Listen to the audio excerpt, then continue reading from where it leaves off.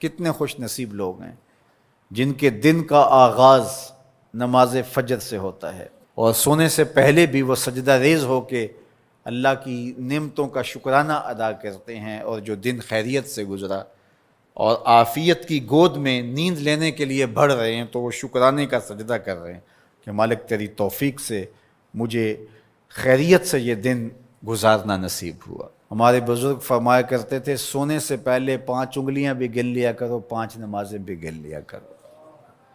اگر 5 نمازیں پوری ہیں تو اللہ کا شکر ادا کیا کرو کہ تمہیں توفیق اس نے عطا کی۔ اللہ اکبر۔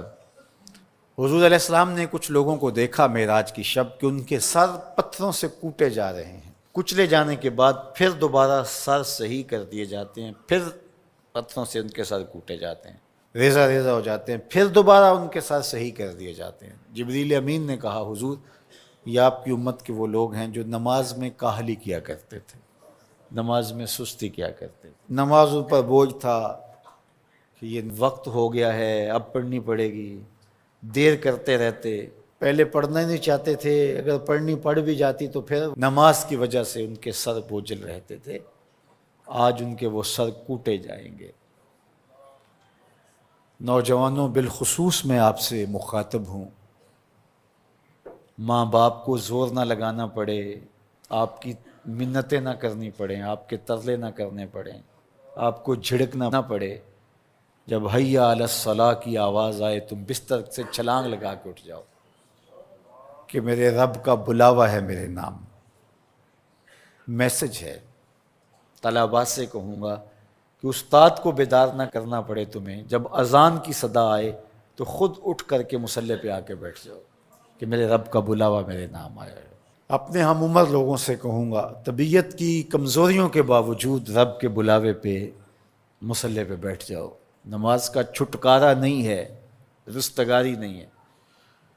زکوٰۃ نصاب پہ واجب ہوتی ہے، حج استطاعت پہ واجب ہوتا ہے، روزہ صحت کے ساتھ مشروط ہے۔ اگر شیخ فانی ہے یا ایسی بیماری ہے روزہ نہیں رکھ سکتا، فدیہ دے دے۔ مسافر کو چھوٹ ہے، بیمار کو چھوٹ ہے کہ وہ دیگر ایام میں اس کی قضا کر لے، لیکن نماز کی چھوٹ نہیں ہے۔ بیمار ہے تب بھی پڑھے گا، صحت مند ہے تب بھی پڑھے گا، حضر میں ہے تب بھی پڑھے گا، سفر میں ہے تب بھی پڑھے گا۔ بالغ کے اوپر نماز کی کسی صورت میں بھی رخصت نہیں ہے۔ کھڑے ہو کے نہیں پڑھ سکتا بیٹھ کے پڑھ لے، بیٹھ کے نہیں پڑھ سکتا لیٹ کے پڑھ لے، اشارے سے پڑھ لے۔ وضو کے لیے پانی دستیاب نہیں ہے تو تیمم کر لے، حالت سفر میں ہے قصر کر لے، آدھی پڑھ لے پوری نہ پڑھے۔ دشمن کے مقابلے میں ہے صلاۃ الخوف کی صورت میں پڑھ لے۔ یہ نماز کا مسئلہ ہے، اتنی اہم نماز ہے۔ تو جن کے سر بوجھل رہے نماز سے، سردیوں میں ہوتا ہے اوپر نیچے نمازیں آ رہی ہوتی ہیں، ابھی عصر پڑھ کے گھر پہنچے تو پھر مغرب کی آ گئی، مغرب گھر کے پہنچے تو پھر عشاء کی آ گئی، تو کئی لوگ کہتے ہیں اے تو مولویاں نے آت چکی ایک، ابھی تو پڑھ کے آئے ہیں۔ تو کیوں شوق نہیں ہے تمہیں؟ ایک نماز کے بعد وہیں بیٹھ کے دوسری نماز کے انتظار میں مسجد میں قیام کرنے والا، اللہ اکبر، فرشتے ناز برداریاں کرتے ہیں۔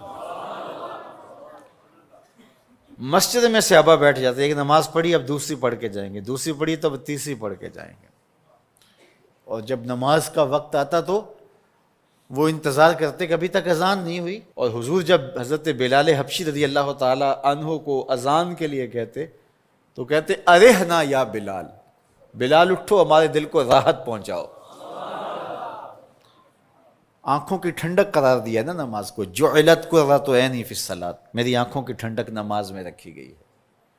تو یہ دل کا قرار ہے، راحت قلب محمد ہے صلی اللہ وآلہ وسلم۔ اللہ اکبر، یہ معراج کا تحفہ خاص ہے جو ہمیں نصیب ہوا۔